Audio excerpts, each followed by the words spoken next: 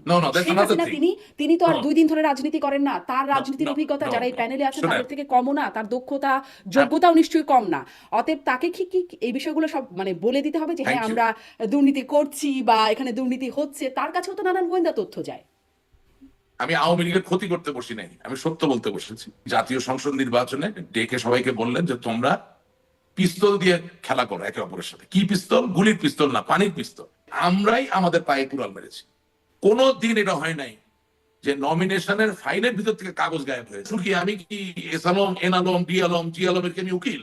এটা ফুলানো ফাপানো বলা কি আমার কাজ? তো এই গাটসটুকু কি আপনি একটু দেখাবেন যে মনোনয়ন বোর্ডে কারা ছিলেন? আমরা সুনির্দিষ্ট হতে চাই। এবং এই যে আপনি আমাকে প্রশ্ন করছেন, আমি কিন্তু আপনি আমাকে ঘামিয়ে দিচ্ছেন। This is a great skill. বহু লোক আমার সাথে কথা বলে আমাকে ইয়ে করতে পারে। তাহলে আমার কাছে বোধগম্য হয় না যে একটা পরিবার কিভাবে 7 ব্যাংকের মালিক হয়। প্রশ্রয় না পেলে, সরকারে আছেন আপনারা, প্রশ্রয় না পেলে কিভাবে এভাবে লক্ষ কোটি টাকা পাচার হয় না? চিন্তা করতে পারেন, বঙ্গবন্ধুর একটা মূর্তিতে একটা ছেলে পেশাব করে দিচ্ছে। এখন যেখানে থাকি, যে অবস্থায় থাকি, কি পরিমাণ ক্ষুব্ধ হবার পরে নিশ্চয়ই এরকম একটা অবস্থানে মানুষ যায়। নানান না রকম না না, ব্যর্থতা, আরে এই ভাই, অন্যায়গুলো আমার নিয়ে আলোচনা দলে হচ্ছে। আপনি কি বলতেছেন ভাই? আপনি কি এগুলো কিছু দেখেন নাই? আমার দলে সম্মেলন হইতো, দলের সম্মেলন হইতো, পুলিশ দ্বারা করে। একটি দুর্নীতির মামলা হয়েছে সাবেক প্রধানমন্ত্রী শেখ হাসিনার বিরুদ্ধেও, এবং তার পরিবারের বিরুদ্ধে দুর্নীতির অভিযোগ আসছে। রূপপুর পারমাণবিক বিদ্যুৎ কেন্দ্র সহকারে বিভিন্ন প্রকল্পে ৮০,০০০ কোটি টাকা দুর্নীতির একটা অভিযোগ উঠছে। আমার গোয়েন্দা সংস্থা, ওনার কাজ কি ছিল? উনি কি কোথায় বৈশাখী মেলা হচ্ছে, বাতাসা খাচ্ছে, নাড়ু খাচ্ছে, এই খবর দিবে? নাকি চক্রান্ত হচ্ছে এই খবর দিবে? তো উনি খবর দিলেন না কেন? এই আলোচনাটা আপনি কি জানেন যে আপনার দলের মধ্যে এখন এই সময় ৫ই আগস্টের পরে এই আলোচনাটা হচ্ছে যে আমরা আসলে সংশোধিত হব, আমাদের দায়গুলো স্বীকার করব, ভুলগুলো স্বীকার করব। তবে একটা জিনিস পরিষ্কার করতে হবে, সেটা হচ্ছে জেন জি এবং মিলেনিয়াল যারা আছেন তাদের আবেদন করে এরকম নেতা ছাড়া আধুনিক রাজনীতি দ্বারা করানো।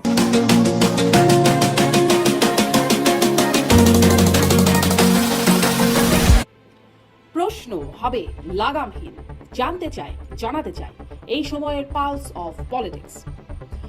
দুর্দণ্ড প্রতাপশালী আওয়ামী লীগ সরকারের পতন কেন হলো?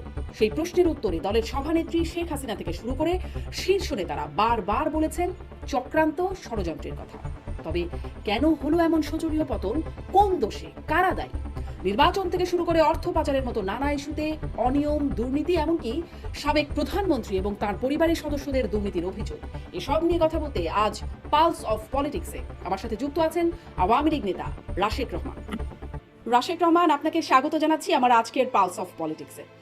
আপনার সাথে যখন আমার এই অনুষ্ঠানটি করব বলে আলোচনা হচ্ছিল, তখনই আপনি বলছিলেন যে আপনি অনেক কিছু খোলামেলা বলবেন, অনেক রাগঢাক রেখেই আপনি মানে রাগঢাক ছিঁড়ে আপনি কথা বলবেন।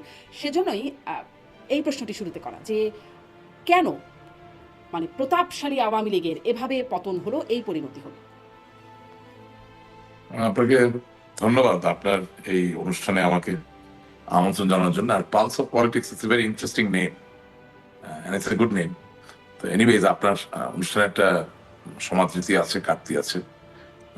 আমি অনেকদিন পরে হলো I am on screen, and এবং দ্য ফ্যাক্ট যে you have given this opportunity, এর জন্য আপনাকে ধন্যবাদ।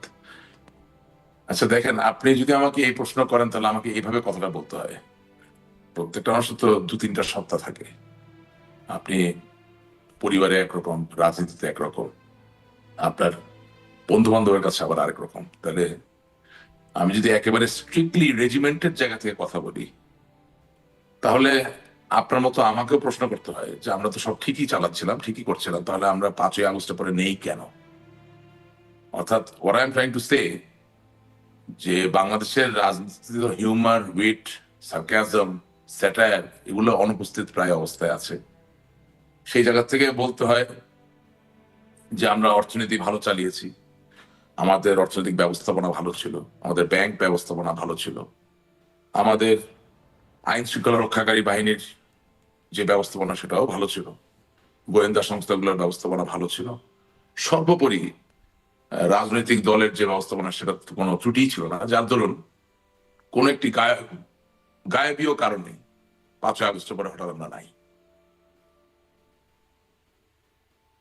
এটা, এই ন্যারেটিভটা আসলে আপনি কিভাবে ডিফেন্ড করবেন আমি জানি না, বা আমি কিভাবে ডিফেন্ড করবো আমি জানি না। তবে আমার কাছে মনে হয়েছে যে বাংলাদেশের জন্য সত্য বঙ্গবন্ধু, বাংলাদেশের স্বাধীনতার ইতিহাস, স্বাধিকার এর আন্দোলনের ইতিহাসের সাথে আরেকটি অনস্বীকার্য সত্য বাংলাদেশ আওয়ামী লীগ। দুঃখজনক হলো এ দুটি কিন্তু একটি ধারণা, এ দুটি কিন্তু একটি আদর্শ। এবং আজকে আমার বলতে একেবারেই কোনো দ্বিধা হচ্ছে না যে আমার মনে হয় জনমানুষের পাশে থাকার, জনমানুষের সাথে ভালোবাসার একটা নিবিড় সম্পর্ক স্থাপন করার যে পথ দেখিয়ে দেওয়া হয়েছিল সেটা থেকে আমরা অনেক দূর চলে গিয়েছিলাম বলেই আজকে 5ই আগস্টের পরে আমাদের এই অবস্থা। এবং আপনাকে একটা জিনিস সবসময় অনুধাবন করতে হবে যে সবসময় কিন্তু প্রাপ্তিতেই যে মুক্তি, প্রাপ্তিতেই যে সুখ, এটা কিন্তু নয়। আপনি $500 বিলিয়ন অর্থনীতি বানালেন, $600 বিলিয়ন অর্থনীতি বানালেন বলেই মানুষ আপনার প্রতি খুব অনুরক্ত হয়ে গেল, খুব খুশি হয়ে গেল, এবং সেখানে ক্ষোভের কোনো সঞ্চার হবে না, সেখানে উত্তেজনা তৈরি হবে না, সেখানে সংক্ষুব্ধ হওয়ার কোনো জায়গা থাকবে না। এই ধরনের চিন্তা করা বোধহয় খুব বালক সুলভ একটা চিন্তা ভাবনা। সুতরাং আমার কাছে মনে হয়েছে যে আমি আজকে সকালবেলা একটা লাইভ টক শো করেছি। আমার কাছে মনে হয়েছে যে অকপট স্বীকারোক্তিটা এমনই হওয়া উচিত যে আমরা আমাদের দলের তৃণমূল থেকে সকল পর্যায়ের মানুষের যদি আন্তরিক অংশগ্রহণ থাকতো 5ই আগস্ট বা জুলাই মাসের যে আন্দোলন সংগ্রাম সেটাকে মোকাবেলা করার অথবা আলিঙ্গন করার বা এটার সমাধান করার, তাহলে আজকে এই অবস্থা হতো না। আচ্ছা, আপনার এখন কাছে আপনি আরো যদি দুটো প্রশ্ন করেন যে এক হচ্ছে আন্তরিক অংশগ্রহণ থাকলে এই অবস্থা হতো না, এটাতে আমি একটু পরে আসি। মানে তাহলে 5ই আগস্টে জি, সেই পরিস্থিতি মোকাবেলা করা যেত যদি আন্তরিক অংশগ্রহণ করে থাকতাম, যদি ভুল না বুঝি। কেন হলো না এই প্রশ্নটাতে পরে আসি। যেটি আগে একটু জানি, আপনি বলছেন যে জনমানুষ থেকে দূরে সরে গেছে। আহ, মানে সেটা কখন থেকে সরে গেল আওয়ামী লীগ? আপনি জনমানুষ থেকে দূরে সরে তার একদিনে যান না, এই পর্যায়ক্রমে এটা হয়েছে। আমি জানি না, এটার জন্য হয়তো অনেক মানুষ আমাকে ঘৃণা করবেন, গালিগালাজ দিবেন, কিন্তু যেটা সত্য সেটা তো বলতেই হবে। আমি কতগুলো জাজ্জল্যমান উদাহরণ দিতে পারি। আমরা যখন দলীয়ভাবে সিদ্ধান্ত নিলাম যে স্থানীয় সরকার নির্বাচনগুলোতে আমরা রাজনৈতিক মার্কা দিয়ে নির্বাচন করাবো, সেদিন থেকে আপনি মনে করবেন যে বাংলাদেশ আওয়ামী লীগের মতো একটি দুর্দান্ত প্রতাপশালী জনমানুষের দলের মাঝে একটা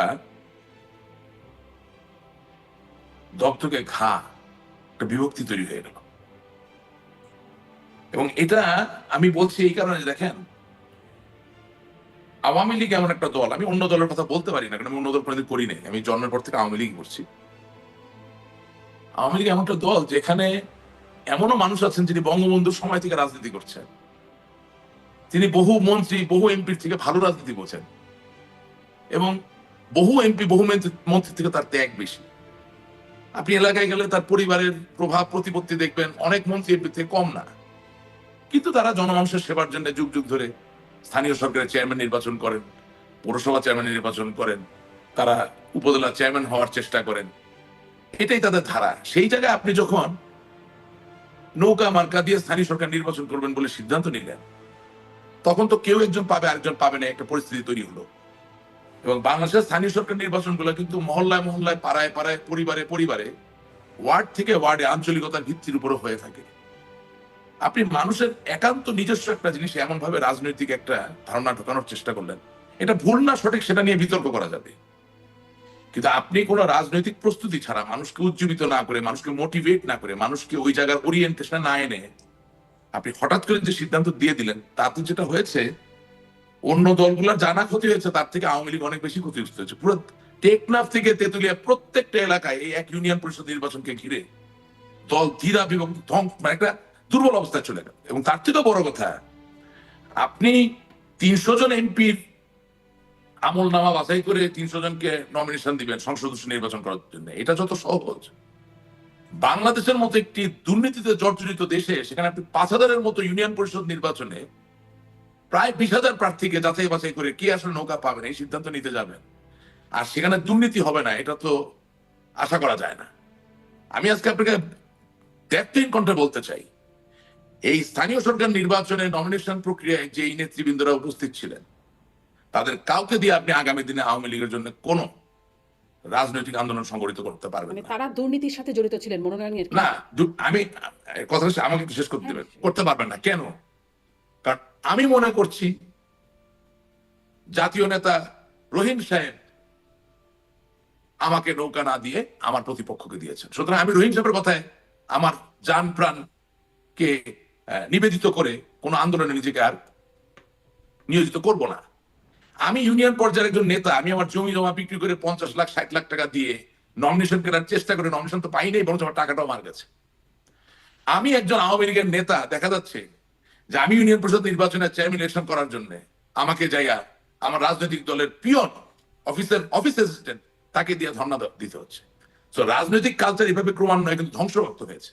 এবং হ্যাঁ, আমার কাছে তো আর অকাট্য কোনো প্রমাণ নাই যে দুর্নীতি হয়েছে কিনা, তবে পারসেপশন ইজ ভেরি ইম্পর্টেন্ট।